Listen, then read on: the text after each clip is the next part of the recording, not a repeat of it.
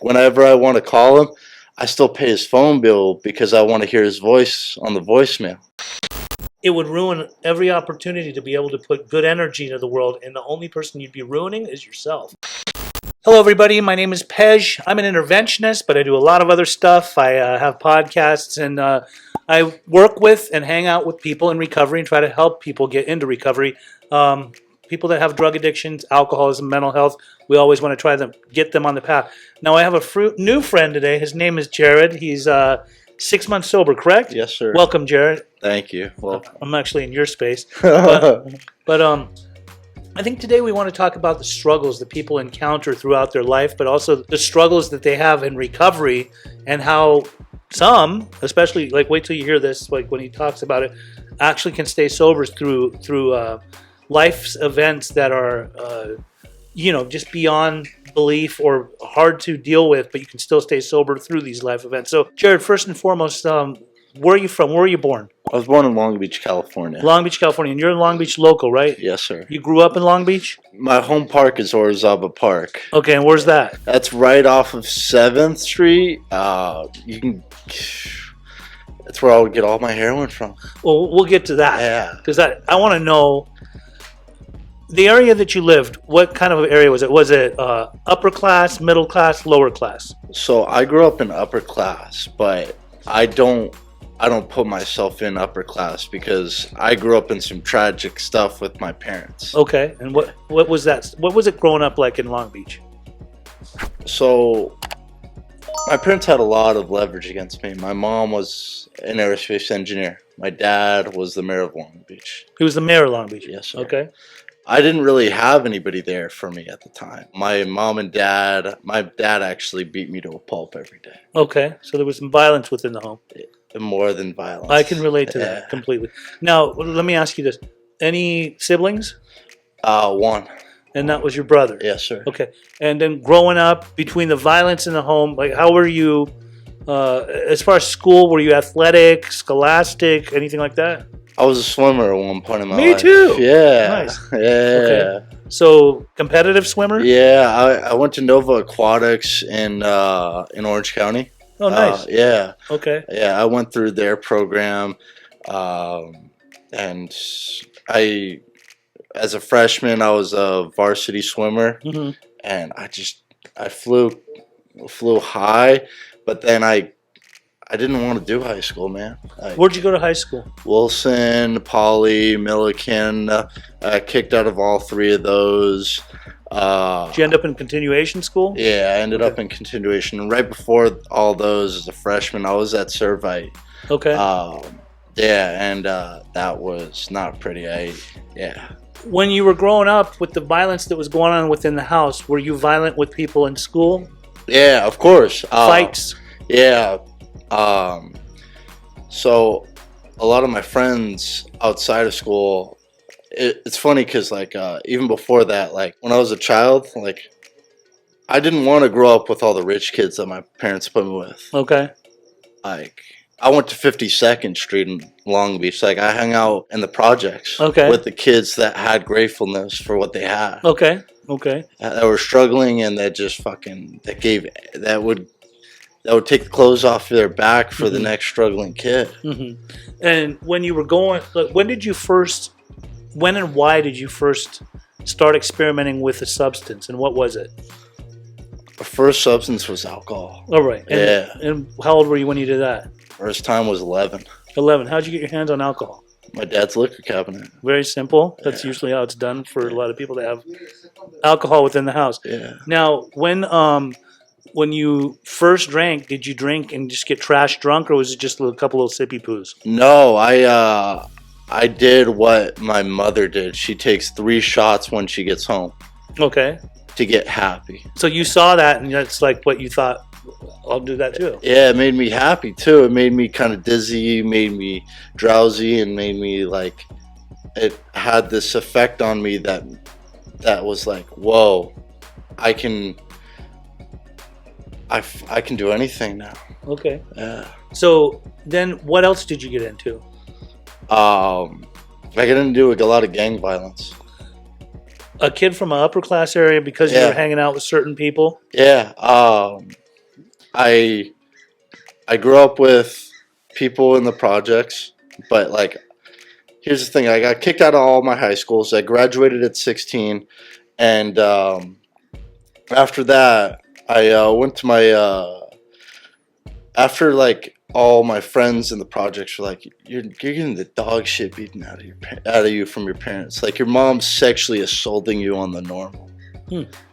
Like you have no right to be in that house anymore. Why don't you run away? Why don't you join something, dude? Join something. How old greater. were you when you ran away? 16. 16. And Yeah. then that became a way of life? Yeah, dude. So I joined a group called the Sharps. Okay. Skinheads Against Racial Prejudice.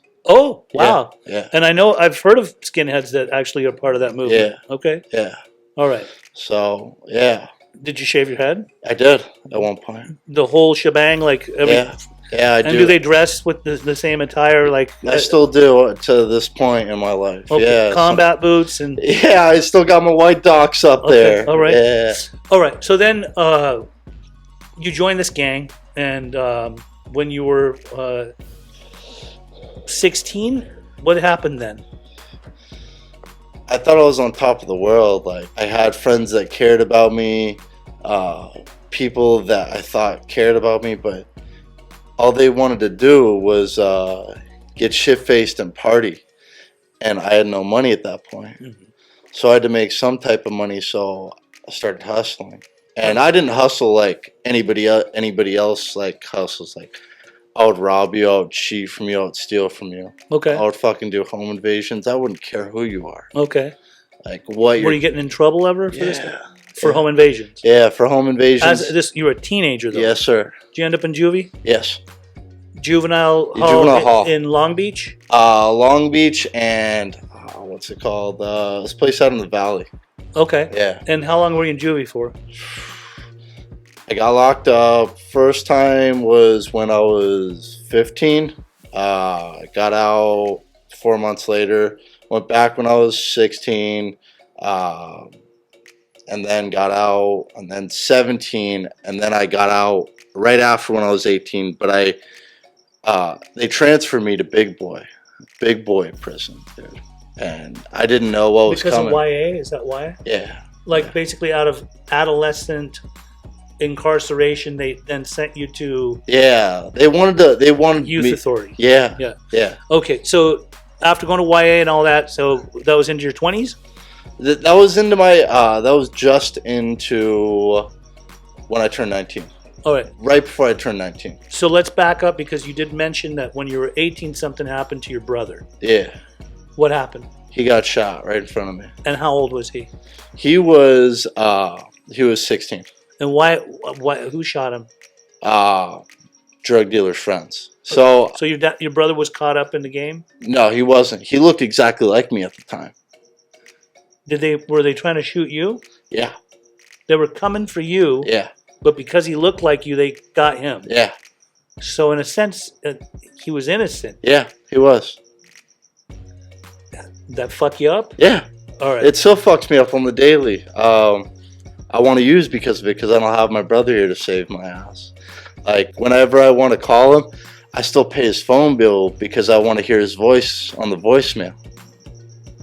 That's how much it hurts every day. I was telling my boy Reza when you just interviewed. Yeah. I wished that they picked up my phone calls a lot more so he could act as a brother to me. So, yeah. Okay. When your brother was shot, you were out? You weren't locked up? I was out. I had just gotten out 2 months previous. Uh-huh.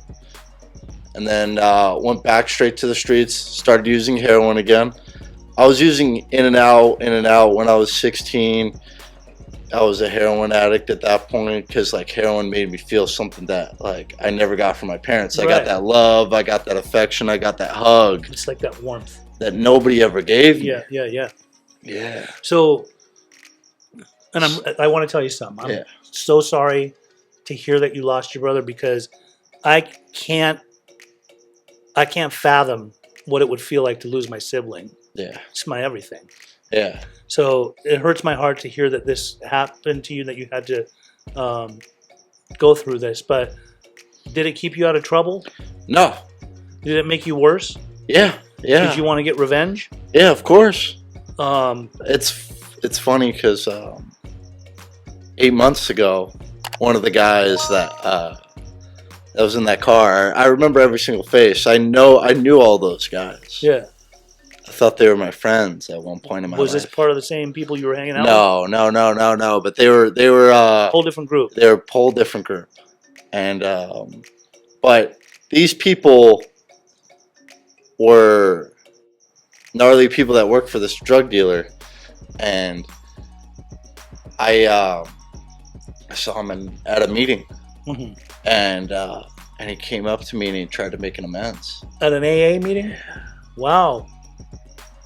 Wow. Okay. And then you try to make an amends for doing that to him? Yeah. Like after the fact? Yeah. And what did you do? Did you lose your shit? I broke down crying because I knew his sponsor. He knew me. So he had gotten cleaned up, this person. That did Yeah. this. Yeah. How did he not get charged for doing that? The streets are the streets. Yeah. All right. So it just happened and it happened. Like when the streets have those types of things, yeah, we want them locked up. Yeah, we want them to do their time. Yeah. But once somebody gets locked up, they turn holy, and I don't like when people turn holy. I want them to suffer and moan and agonize in pain. Mm. And that's why I have this face tattoo now. It's because it's a memorial for my brother. Mm-hmm. It's where he got shot on this part of his face, and I remember like picking his body up from the car. So you were there when it happened? I just got out of Roscoe's. He was taking me to detox. I called him up. I said, Brandon, I need detox. Your 16-year-old brother was taking your 18-year-old self to detox. Yeah. You guys stopped at Roscoe's. Yeah. Roscoe's in Long Beach. Roscoe's Chicken and Waffles in Long Beach. I love Roscoe's. Yeah. Yeah. I run inside. He already ordered 2 Obama specials. Picked it up, ran outside, and I see the car drive by. And then I see him stop, and they gun down the whole vehicle. Jesus Christ. Okay, so then, wow, that's heavy. Yeah.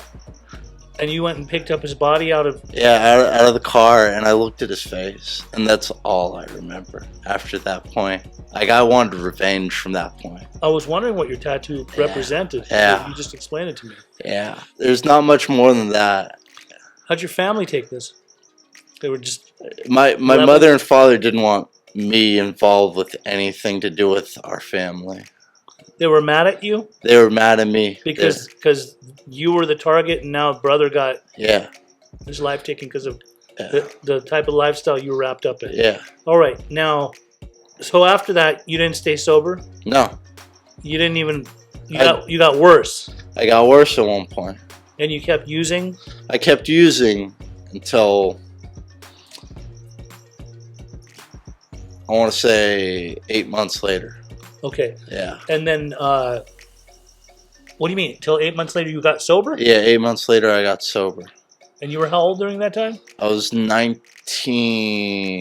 3/4, basically. How'd you get sober then? I begged to go into rehab? Yeah, to rehab. So I went into Charlie Street down I south. know Charlie Street. Yeah. That's Costa Mesa. Yeah, exactly, That's baby. Indigent. Yeah, yeah. 10-day detox. Yep. No counselors. Yep. You just go and fucking dry out. Yeah. You might seize up, but... Yeah, they look at your balls when you shower, man. Oh, yeah. Yeah. So you ended up at Charlie Street. Yeah. And then, you stay sober? I did for a year and a half after that. Did you stay down in that area? I went up all around, but I actually went down south to manage a sober living. South where? North County, San Diego. Oh, San Diego. Yeah. Okay, so you went. So you were actually doing the deal. Yeah, I was at one point. Enough to where someone trusted you to manage a sober living. Yeah. Okay, so then what happened that you lost your sobriety? A lot of feelings. Yeah. A lot of feelings came up. I wanted my brother back. Yeah. I wanted everything back. I wanted that lifestyle. And a lot of people know me as this person that's a musician, that's an artist, that's a tattoo artist, that has a lifestyle beyond his wildest dreams already. But like I didn't have any of that. I was looking at like what I can get out of you and what you can do for me. Okay. Yeah. You used to be, I mean, you're a musician. Yeah. Singer? Yeah. But you play a lot of instruments. I do. And the type of music is hardcore. Yeah. Which can be interpreted as metal. Yeah. There's a lot of yelling going on. Yeah, a lot of yelling, a lot of loud noises. So, do you sometimes express your aggression through your music? I do. And when you were doing this music, because you went to Coachella and things like that and performed, I right? did. So, and when was all that? Like, what? I mean, That was. How old were you during this time? I was 18. 18. Yeah. So you were part of that music movement. Is that like a Long Beach experience? No. Well, yes and no. I've been mesmerized with music since I was a little kid, but my father first put me in opera classes when I was a young kid. Okay. And whenever I wouldn't hit a note right correctly, like standing on a stool practicing with him, Yeah. he would hit me. He would hit me on the top of the stool and tell me to get back up on the stool. Yeah. Yeah. Yeah.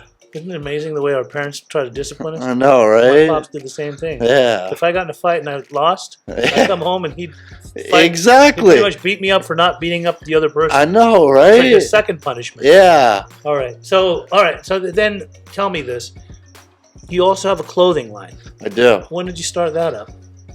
So, me and my buddy, he used to work at another treatment center, but now he works at another treatment center that he used to work at, and I went through 12 South. I know 12 South. You do, yeah, I know you do. Yeah.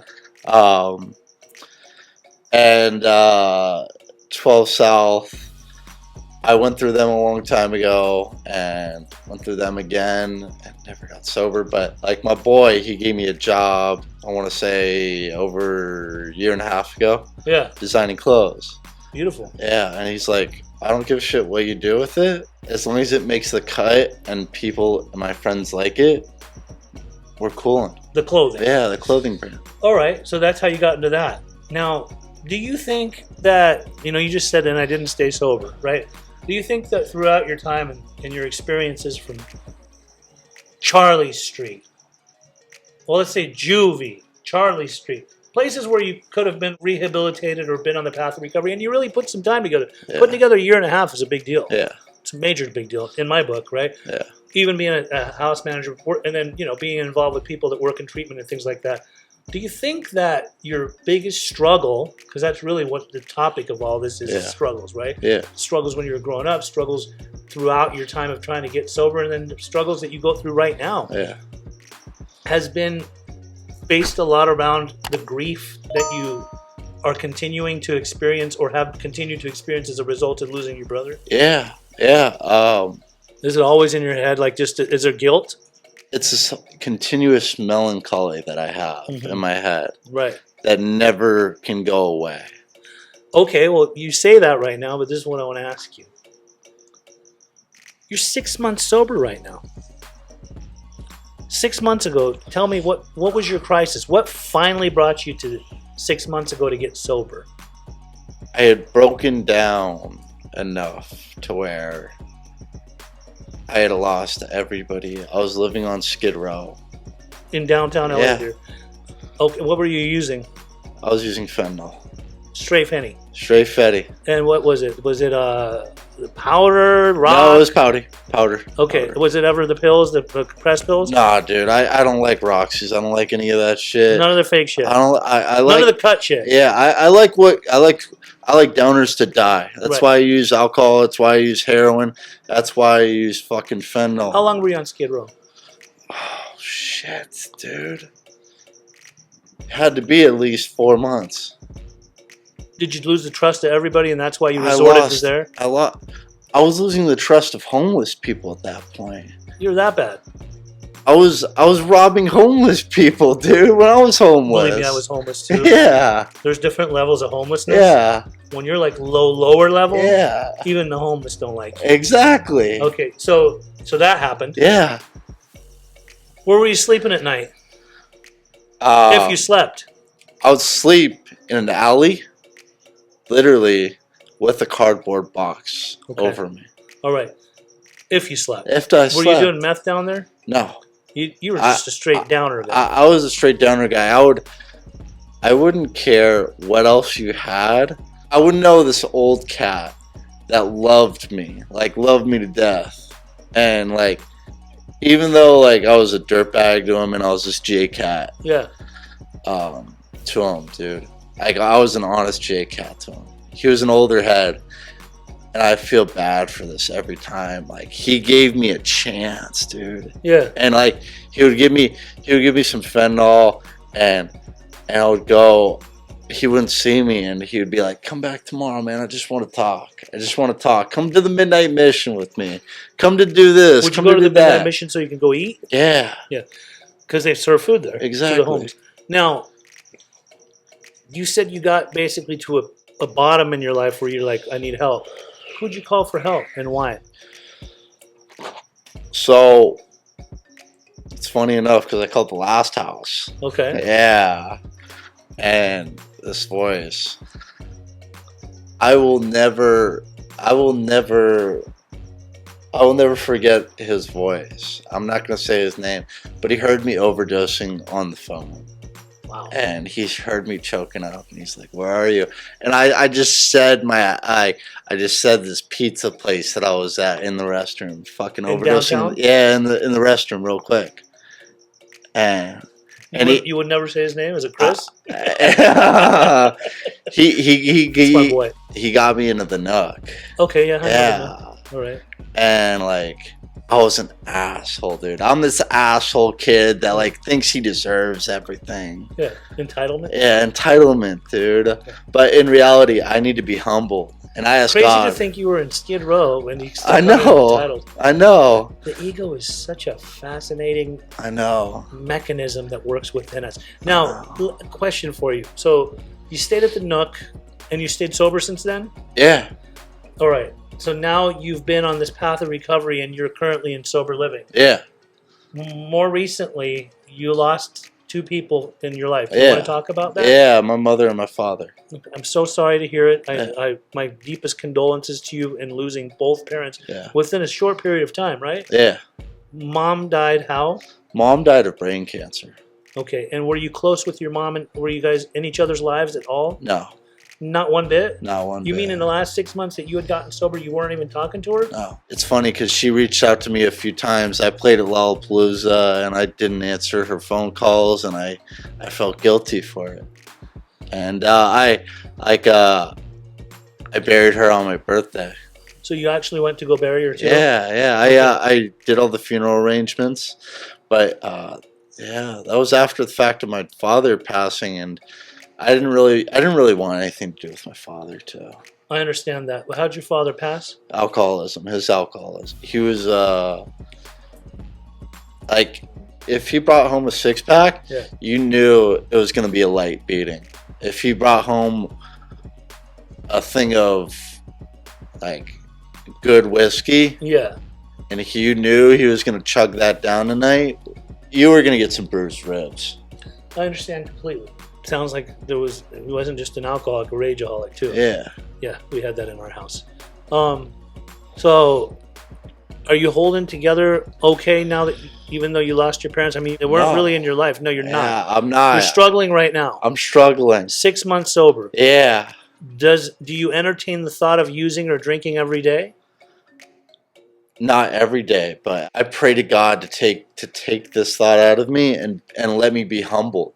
And I look at those. I go down Venice and I look at the tents on Venice and Sepulveda. Yes.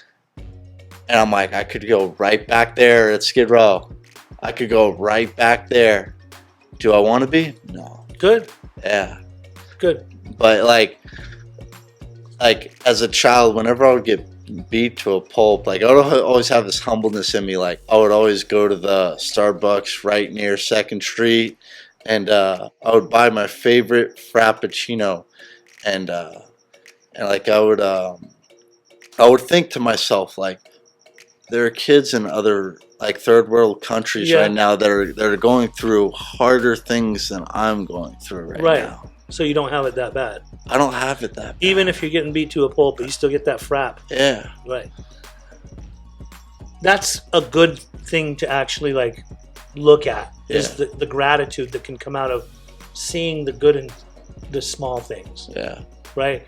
I mean, I know this can't be easy. You've lost a sibling first, and then both parents, even if you weren't active in their lives or it wasn't whole, it's got to feel like you're really alone in the world. However, I want you to know something.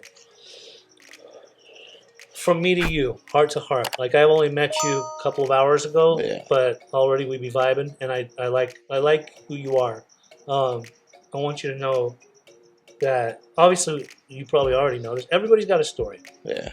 Everybody has. You've got a story. I got a story. We all got stories. Yeah. Everybody encounters trauma. I've had some deep-rooted trauma. Death was definitely involved in some of it. I would grieve in different ways throughout my life. One of those ways was just to numb out and do lots of drugs so I wouldn't have to feel. Yeah. What I learned in my last 16 years of recovery is first to really work. I did a lot of psychodrama work, right? Yeah. To learn from my hardships in the past and what really fucked me up and kept me out for a long time, and to come in and work through it. Yeah. So it doesn't just debilitate me and hold me down in life, but also to tell my story. And more people should hear your story, because you don't know who you're touching out there. And if you were to go and use, it would ruin every opportunity to be able to put good energy into the world, and the only person you'd be ruining is yourself. Yeah. So I admire the fact that you see those homeless people and you don't take off and just say fuck it, because it's really easy to get a case of the fuck it's and just go out and fuck it all up. Yeah. Right? Or just say fuck it and go hard, and then the next thing you know, you're like, oh my God, I'm back here again. Yeah. Right? But it's a pleasure to talk to you, because there's so many good qualities about you. One is like being a musician. The other is the fact that you were athletic. These are things that people put us in those positions, whether they were meanies or whatever they were, our parents, some of them. They always wanted to see things better for us and to chase our dreams and chase our talents. Yeah. I'm sure taking opera classes as a kid, you may not have seen like the goodness that could come out of that, but you know what? You learn how to be a fucking singer in the type of music you like to sing in. Yeah. Right? It's funny enough, because like I did this charity event, and I did a few lessons with a bunch of these upper class kids, and I remember being one of those upper class kids. But these were like young teens, I want to say early adults, because like I felt like these were early adults. Yeah. But like very young teens, like anywhere from ages from 9 to 13. And like I got to be grateful for just giving them that chance to be able to sing, and giving their parents that chance to sing, for them to have a voice. Nice. Yeah. I love that. Yeah. And you never know where you might be able to take that. You find your niche, and maybe down the line you teach other kids that were troubled like you, whether they're from upper class or lower class, because you've lived both sides. Yeah. You've been growing up amongst upper class kids, but you went over to the other side and hung out with like the people from the projects. Yeah. And stuff. So you're like me. We're a chameleon. We can fit into all different areas. We could be in the house on the hill hanging out with people partying, or we could be down in Skid Row just kicking it with the mutants. Exactly. Right? Like straight up zombies. Like just being a zombie ourselves amongst the zombies.